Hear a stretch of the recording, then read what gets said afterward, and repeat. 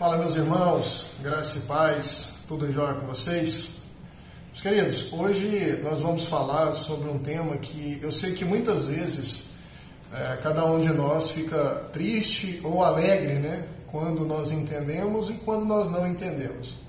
Nós vamos falar hoje, né, de dízimos e ofertas. São para os dias de hoje, mas antes, né, da gente falar sobre esse tema, eu gostaria que você se inscrevesse no canal, que você ativasse o sininho de notificações, para que você possa receber, sempre que a gente postar um novo vídeo, você possa receber aí na sua casa ou no seu celular, tá bom? Não custa nada para você, mas para nós é importante, porque o algoritmo do YouTube vê a possibilidade de indicar mais pessoas para poder estar assistindo os nossos vídeos, tá bom? Voltando, né, ao tema, sem mais delongas, eu gostaria de fazer um paralelo na história para que nós possamos entender os dízimos ou as contribuições do Novo Testamento, tá bom? Então, antes de mais nada, nós temos que entender que os dízimos como mandamento, como lei, só acontece a partir de Moisés. Então, nós tínhamos os dízimos que eram entregues por causa da lei mosaica, por causa da lei que Moisés relatou ao povo mediante a palavra de Deus, né, no monte onde ele recebeu todas as orientações de Deus. Então nós sabemos que o povo de Israel foi o povo que Deus escolheu para abençoar, para poder caminhar com ele, e durante muitos anos foi o povo que Deus protegeu e também que Deus trouxe castigos severos quando eles não andavam nos caminhos de Deus, né? Então a gente vai ver isso muito durante a palavra de Deus. Mas, voltando à história, nós vamos ver que os dízimos entregues são anteriores à lei escrita, são anteriores àquilo que Moisés escreveu, né, no Êxodo, né, quando ele está saindo do Egito. Então os dízimos aconteceram anteriormente. Então nós vamos ver que os dízimos, eles sempre foram voltados para uma tribo. Então uma tribo que recebia as ofertas, uma tribo só que recebia todas as ofertas e dízimos. Era uma tribo que Deus escolheu dentre as 12 tribos de Israel para poder receber os dízimos e as ofertas. Então nós tínhamos, dentro dessa tribo de Levi, nós tínhamos os levitas, que eram aqueles que cuidavam das coisas de Deus, e tinham os filhos de Arão, que eram sacerdotes na casa ou no lugar onde eles faziam as suas ofertas, e os sacerdotes é quem ofertava, é quem faziam os sacrifícios dessas ofertas. Voltando novamente aqui para o texto, eu gostaria que você abrisse aí em Gênesis capítulo 14, para que você possa entender melhor. No capítulo 14, nós vamos ver que Abraão, ele entrega o dízimo, porém, nós vamos entender a questão do tempo agora. Quando você vai para Abraão não foi de nenhuma genealogia, né? Não foi filho de Levi, e a gente vai ver que Abraão foi o pai da fé anterior. Por quê? Porque a partir de Abraão, todas as nações da terra foram abençoadas, por causa da promessa, que ele é o pai na fé de todos. Então nós vamos ver que ele é o primeiro a dar um dízimo a uma pessoa que a Bíblia não vai nos relatar se ele foi ou não, né, levita e sacerdote, porque naquela época não existia a possibilidade de um rei ser tanto rei e sacerdote. E nós vamos ver que aqui, quando fala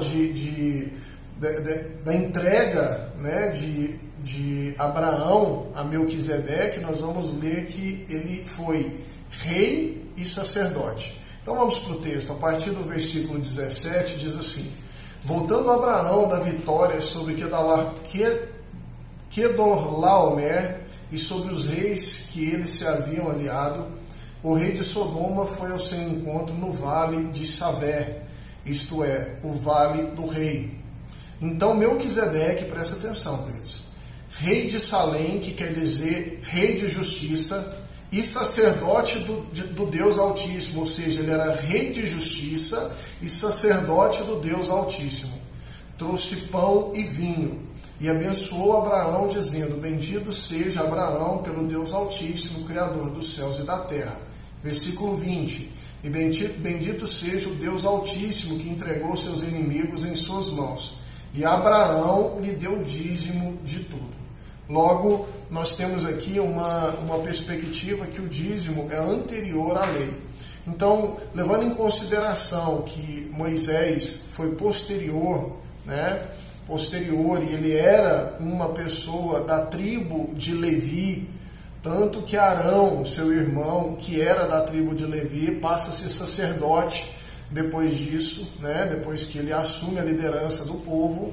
Arão passa a ser o sacerdote, e a própria palavra diz que ele foi sacerdote eterno, ele é até hoje a tribo de Levi, mediante a família de Arão, é sacerdote eterno.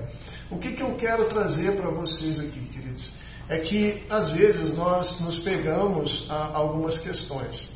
A gente tem ouvido muito pessoas falando na internet que o dízimo não é para o Novo Testamento, Até o título aqui é isso: o dízimo é para o Novo Testamento. Então, quando você faz essa indagação, se você vai para o texto histórico e vê quando foi dado, nós vamos ver que o dízimo é anterior à lei. Logo, já existia a graça, e a graça foi por meio de Abraão.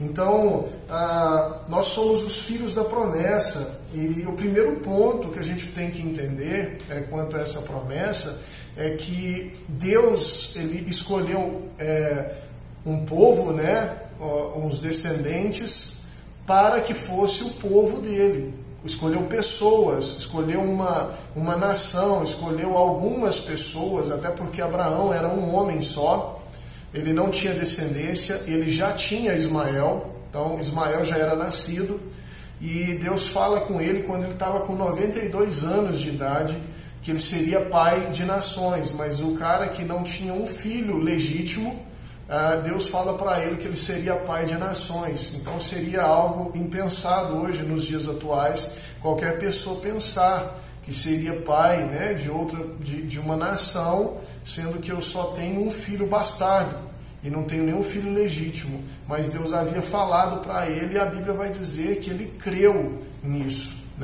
Então, se a gente for para o texto de Gênesis 15, a Bíblia diz assim: então o Senhor deu a seguinte resposta: seu herdeiro não será esse. Aqui está falando de Ismael. Um filho gerado por você mesmo será o seu herdeiro. Levando-o para fora da tenda, disse-lhe: olhe para o céu e conte as estrelas, se é que pode contá-las. E prosseguiu: assim será a sua descendência. Logo, Deus estava dando uma promessa de que a descendência de Abraão seria uma descendência muito grande, que ele não conseguiria contar, que nem as areias da praia, nem as estrelas do céu podem ser contadas. Então Deus estava falando sobre isso, e ele estava aqui, nesse caso, apontando para a descendência de Abraão em virtude da obra e da crucificação e ressurreição de Cristo. Porque nós somos filhos da promessa, nós não somos a nação escolhida, mas nós fomos enxertados na videira verdadeira. Então a igreja hoje, ela não é a nação de Israel. Nós somos os verdadeiros israelitas, não por causa de nacionalidade, nós somos os verdadeiros israelitas por causa da fé que nós temos, e por causa da fé que Abraão teve, que ele creu que Deus poderia cumprir aquilo. E nesse ponto, Romanos 4 vai falar assim: portanto a promessa vem pela fé, para que seja de acordo com a graça, e seja assim garantida a toda a descendência de Abraão, não apenas aos que estão sob o regime da lei, não só aos hebreus, aos judeus, mas também aos que têm a fé que Abraão teve. Ele é o pai de todos nós. Como está escrito: eu o constituí pai de muitas nações. Ele é o nosso pai aos olhos de Deus, em quem creu. O Deus que dá vida aos mortos e chama à existência coisas que não existem como se existissem.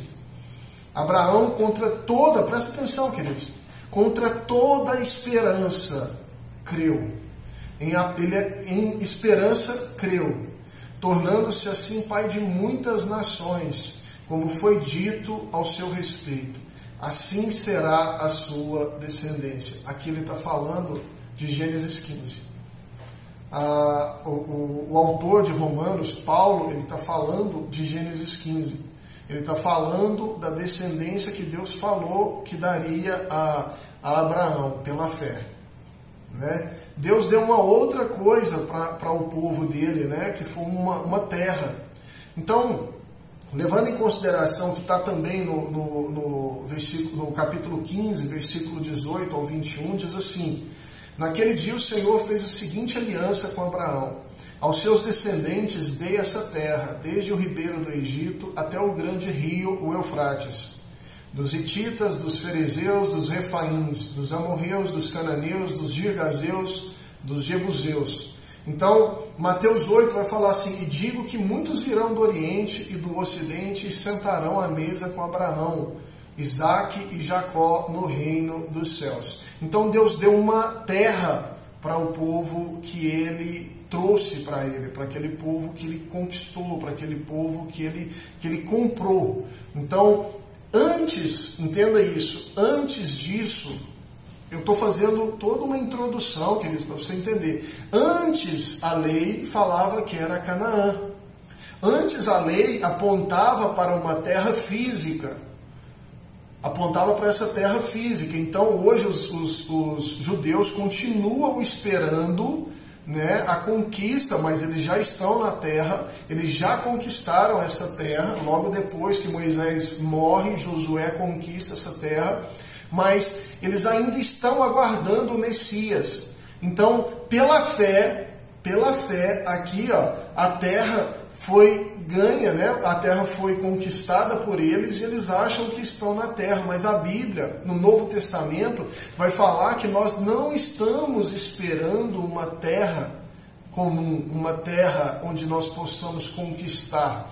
Nós estamos esperando, né, a Canaã celestial, a Jerusalém, entendeu? A terra que desce dos céus, né? A Jerusalém celestial que desce dos céus. Então, a nossa esperança não é uma terra física, mas é uma terra, entendeu, que Deus coloca para os seus filhos. Então, nós entendemos que esse ponto é um ponto muito importante para que você possa chegar nesse contexto. Então, tudo aquilo que Deus deu, ele vai confirmando. Então, se eles esperavam uma terra prometida, nós também ansiamos por essa terra, que não mais a Canaã da terra, mas a Canaã dos céus. Outro ponto que Deus também deu a esse povo foi que ele abençoaria todas as nações da terra. Logo, no Antigo Testamento, antes da lei, Deus estava falando assim: eu vou abençoar todas as nações da terra por causa da sua fé, Abraão. Então, em Gênesis 12, diz assim, ó, isso para Abrão ainda, tá? Ele fala assim, ó: farei de você um grande povo e o abençoarei. Isso no início da carreira, no início da caminhada de Abrão. Tornarei famoso o seu nome e você será uma bênção. Abençoarei os que te abençoarem e amaldiçoarei os que o amaldiçoarem. E por meio de você todos os povos da terra serão abençoados.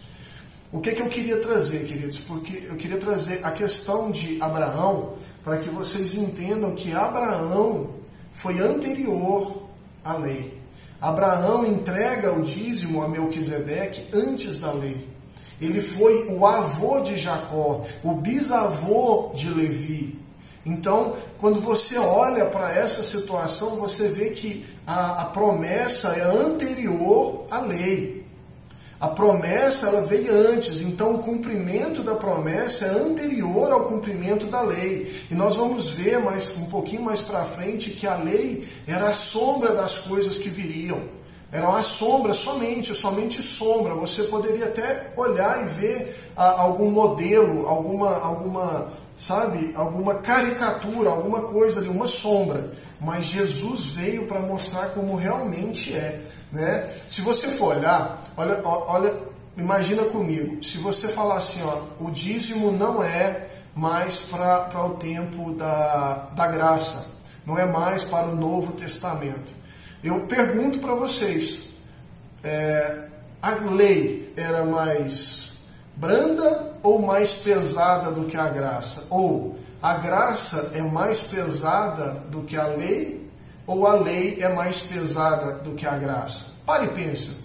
Se você falar para mim que a lei é mais pesada porque são cumprimentos e rituais, eu gostaria de ler com você um texto para que você possa entender o que eu estou falando. Vai lá para Mateus 5. Nós vamos falar aqui de alguns temas e você vai entender onde eu estou querendo chegar. Em Mateus 5, ele vai falar sobre o assassinato, correto?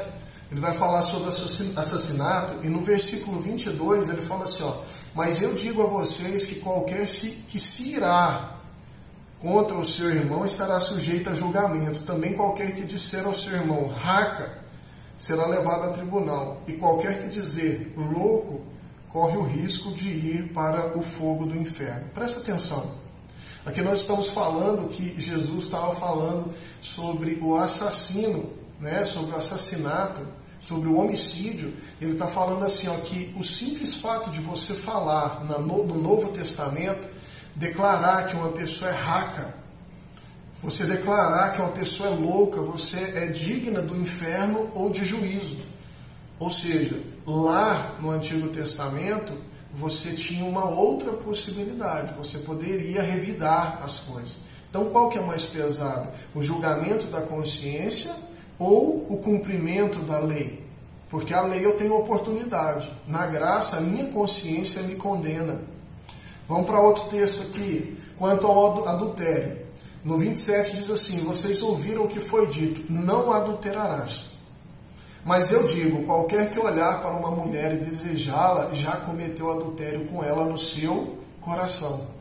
Se o seu olho direito o fizer pecar, arranque-o e lance-o fora. É melhor perder uma parte do seu corpo do que ser todo ele lançado no inferno. E se a sua mão direita o faz pecar, corte e lance fora. É melhor perder uma parte do seu corpo do que ir todo ele para o inferno. Presta atenção. No adultério, lá no Antigo Testamento, existia a possibilidade de uma pessoa cometer o ato e ser punido pelo ato. Aqui Jesus não está falando de ato mais. Aqui Jesus não está entrando mais no fato, no consumado, naquilo que foi consumado. Aqui ele está falando de outra coisa. Ele está falando assim, ó. Mas eu digo que qualquer, presta atenção, queridos, olha só, que qualquer que olhar para uma mulher e a desejar, já cometeu adultério. Presta atenção no que você tem olhado nas redes sociais, o que você tem olhado nos sites, né, de pornografia. Presta atenção, queridos. Se você pelo menos olhar, e assim, ó, tá à disposição, você abre um site, você abre um aplicativo, você abre tudo, e isso já aparece para a gente de graça. Antigamente você tinha que conquistar, você tinha que conseguir as revistas. Hoje não, irmãos. Hoje tudo está muito à frente, muito proposto aí, está tudo muito fácil de consumir, tá? As pornografias. E outro ponto, né, que você tem que entender é que quando eu falei para vocês, eu perguntei sobre essas questões, a pergunta que eu fiz foi a seguinte: então você acha que a lei é mais branda do que a graça ou a graça é mais branda do que a lei? Ó, para a gente continuar com essa conversa, olha só, quando Jesus fala está em Mateus 5 também, quando ele fala para a pessoa que se alguém te pedir para andar 1 milha, que você ande 2. Se alguém te der um tapa, está falando aqui do olho por olho, dente por dente, se alguém te der um tapa na face, que você dê o outro lado, dá outra face para ele bater também. Se alguém te pedir a sua camiseta, que você dê a roupa inteira. Ele está falando assim, ó, enquanto você está buscando as coisas da lei, que lá fala, lá tem todos os rituais, eu não quero saber do ritual, eu quero saber do coração. Eu quero saber o quanto você está disposto a se render, a entregar, a não ter mais valor nas coisas do mundo para poder viver as coisas de Deus. O quanto você está disposto a viver para mim, né? Jesus falando, o quanto você está disposto a entregar a sua vida, não tentar se vingar, não tentar adulterar, não tentar nem olhar para as mulheres, não tentar fazer nada disso. Não olhar as pornografias, não ter, entendeu? Atos obscenos, não viver na vida de masturbação. E por aí vai, queridos, e por aí vai. Outros pecados sexuais, nós temos o adultério, nós temos a lascívia, nós temos a imoralidade, a impureza, nós temos vários outros pecados que talvez muitos estão cometendo por conta das redes sociais, das facilidades. Entendeu? Então, olha só, a graça é mais pesada. Eu entendo que ela é mais pesada, porque se eu tinha a possibilidade de revidar e agora na graça eu não tenho, se eu tinha a possibilidade de negar, andar com a pessoa um passo, agora eu tenho que andar, além de um, eu tenho que andar duas, eu entendo que a graça é muito mais pesada. Se eu adulterasse, alguém me pegasse, eu ia ser punido. Jesus está falando agora que o fato de eu somente pensar em adulterar com alguém, com alguma mulher, eu já adulterei. Então, eu entendo que a graça é muito mais pesada. Agora, né, eu gostaria de trazer para você, se a graça é muito mais pesada, por que nós temos receio da lei? Nós temos medo da lei, mas não temos medo da graça. Por que nós queremos cumprir a lei ou não cumprir a lei? Porque a graça é muito melhor do que a lei. E na hora que a gente chega nesse fala, não, entre a lei que não é mais para a gente, eu não vou cumprir, eu não vou fazer, eu não vou devolver o meu dízimo, eu não vou dar a minha oferta, eu não vou fazer, entendeu, algo para ajudar nas missões e nas coisas da igreja. Quando você faz isso, você só está falando que você não entendeu o Evangelho.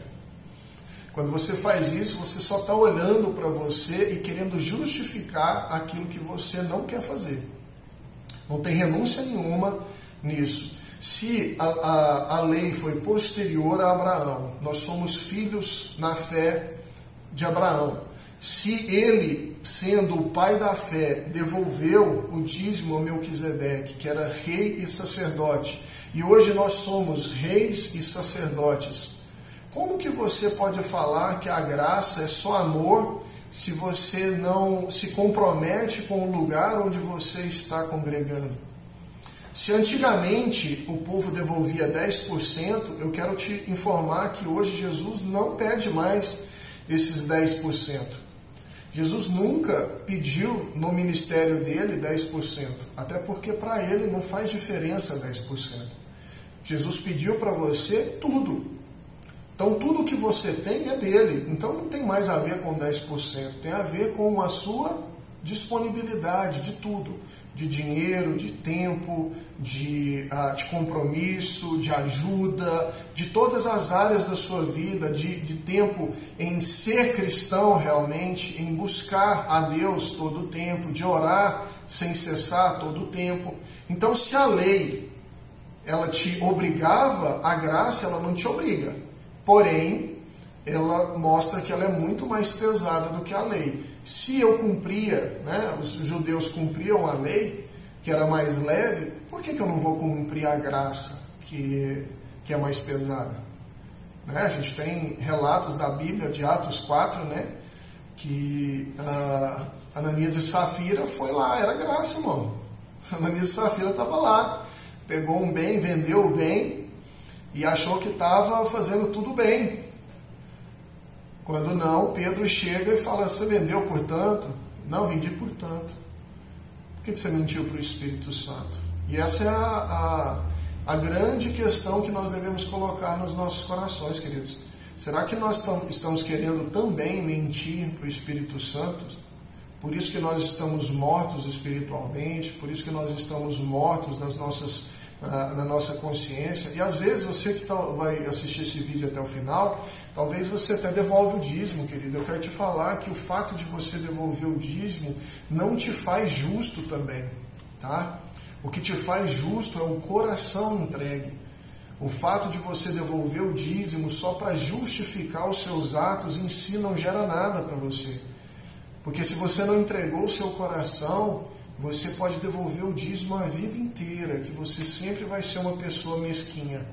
Você sempre vai ser uma pessoa avarenta. Sabe por quê? Porque é só o dízimo que você faz. Você não dispõe tempo, você não dispõe ajuda, você não anda com pessoas que podem gerar valor sobre a sua vida. E esse aqui é o grande ponto. Você está querendo justificar os seus atos, você está querendo expurgar os seus pecados através de dízimo. Queridos, isso não funciona.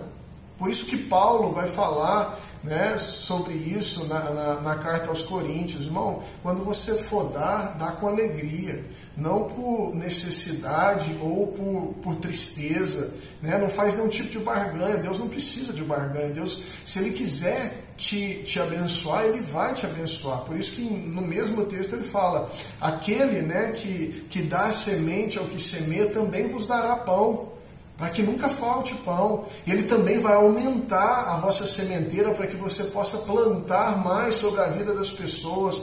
Todo o terreno que você fala do Evangelho, que você patrocina o Evangelho, é um terreno que você está plantando e que você pode ter certeza. Deus nunca vai te dever nada. Então eu queria deixar esse vídeo com vocês, queridos. Que esse vídeo possa gerar no seu coração a vontade de ser um patrocinador na obra de Deus, na sua igreja, onde você estiver, no lugar onde você estiver plantado, para que você possa ver a prosperidade. Lembre-se, prosperidade não tem a ver com riqueza, queridos. Prosperidade não tem a ver com riqueza. Você pode ser uma pessoa muito rica e só ter dinheiro. Você pode não ter saúde, você pode não ter uma família abençoada. De que adianta você ter dinheiro e não ter paz, irmãos? Entendeu? Então, o que você tem que entender é essas situações. Se Deus tem te abençoado financeiramente, não é para você juntar, é para você patrocinar. É para você, entendeu? Ajudar pessoas, é para você contribuir com a obra de Deus. E que você possa ser, entendeu? Impactado e impactar pessoas também. Tá bom? Que Deus abençoe a sua vida. Se você ainda não é inscrito no canal, que você possa se inscrever e clique lá no sininho de notificações, ative o sininho de notificações para que você possa receber, sempre que nós postarmos os vídeos aqui, você possa receber no seu celular ou no seu lar. Que Deus abençoe, que você tenha uma semana abençoada em nome de Jesus. Grande abraço e até mais.